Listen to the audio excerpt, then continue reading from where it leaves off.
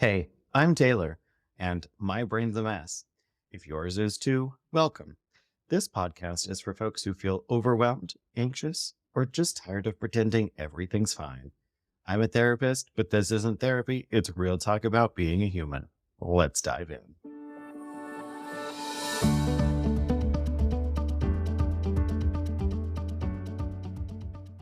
In this episode, we're diving into a topic that's close to home for a lot of us: social anxiety. More specifically, why seemingly simple things like making a phone call, speaking in a meeting, or waving at someone in public can feel like emotional skydiving. If you've ever stared at your phone with sweaty palms before hitting call, or had to recover from a 5-minute conversation with a 3-hour internal breakdown, this episode is for you. Social anxiety isn't just about being shy.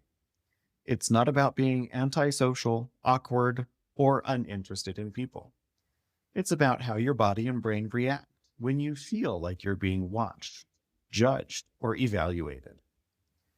You might rehearse what you'll say 10 times and still fumble the words. Obsess about whether you sounded weird. Apologize way too much.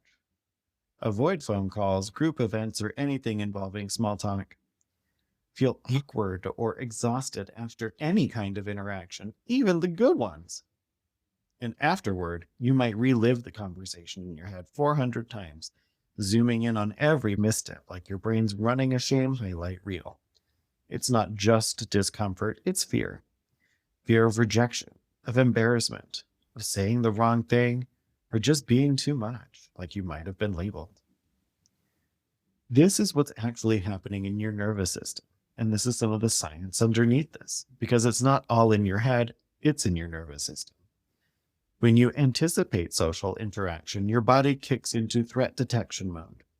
Your heart rate picks up, your stomach drops, your muscles tense, and your brain starts scanning for danger, either real or imagined. This is your sympathetic nervous system in action, what we often call fight or flight. Except in social anxiety, the threat isn't a tiger. It's someone's facial expression, their tone, that weird silence after you say something. And because your body thinks you're in danger, it prepares you to fight, flee, or freeze. So yes, your shaky voice, rapid heart rate, and desire to disappear, totally normal, totally explainable. It's not a personality flaw, it's neuroception. Your nervous system thinks you're unsafe, and it's trying to protect you.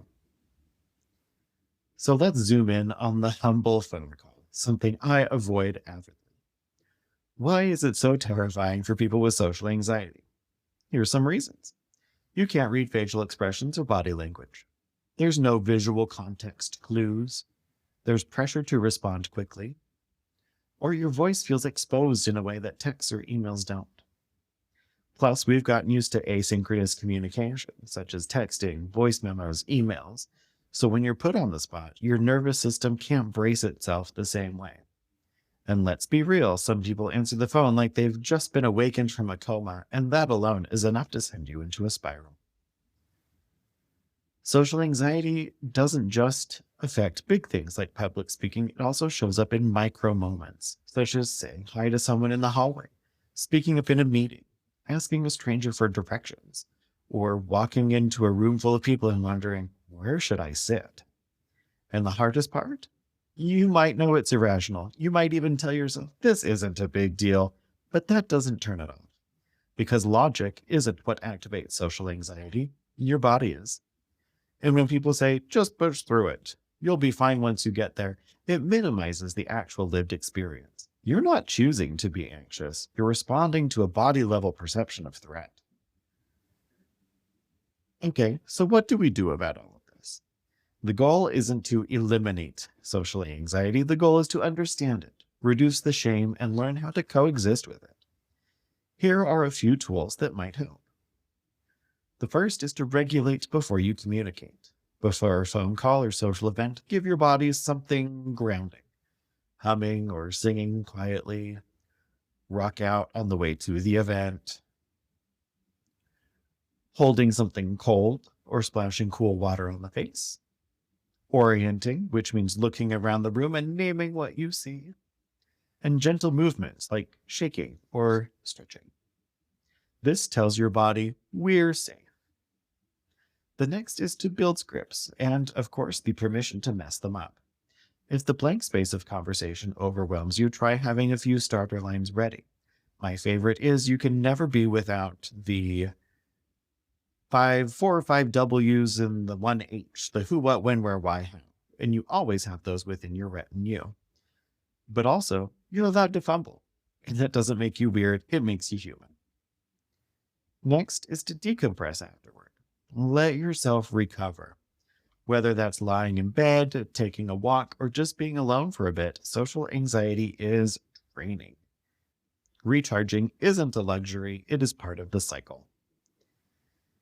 Next is talk back to the shame. You might think, why can't I just be normal?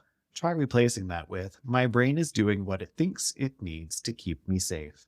That's not weakness, it's just a system I can learn to work with.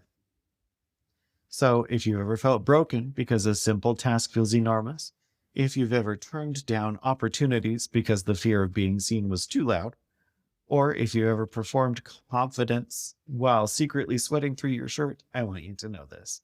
You're not too much. You're not too weird. You're not failing at being a person. Your body is trying to protect you. And yeah, it's sometimes too loud, too reactive, too much. But there will always be ways to work with it. Slowly, gently, and a whole lot of compassion. That's it for today. Thanks for being here. If this episode helped you feel a little more human, share it with someone who gets it. You'll find links to blog posts, the Safe and Sound Protocol, and other stuff I mentioned at innerhearttherapy.org. Take care of your messy, brilliant brain. I'll catch you next time.